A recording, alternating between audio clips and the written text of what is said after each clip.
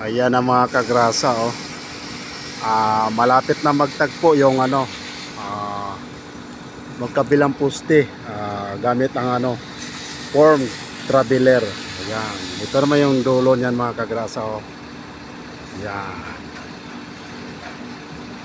O, diba? Makita nyo ngayon ang malapitan yan.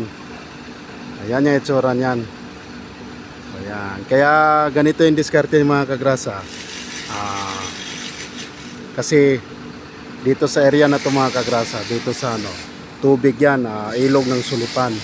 Kaya bubuo sila dito, ganon din dito sa kabila. Bubuo rin sila para timbang ba. Kumbaga dito sa taas sila magbubuo ng girder. Ayan yung itsura niya mga kagrasa.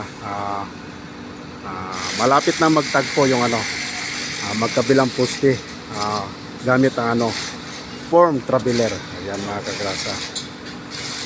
Yan. Ito yung natin ngayon, sitwasyon sa buhay release dito sa Apalit, Pampanga. So yan, ganun ka kalupit yung mga engineers natin. Yan. Sit up by sit up yan mga kagrasa. Yan. Ipapasyal ko kayo ngayon. Yan.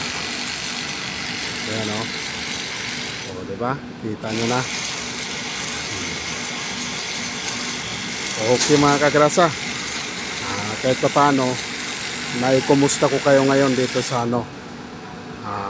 pag sit up ng girder sa taas ng poste sa ilog ng Sulipan, gamit ang form traveler. O yan, ikot-ikot ko lang kayo ngayon mga kagrasa. Okay, salamat.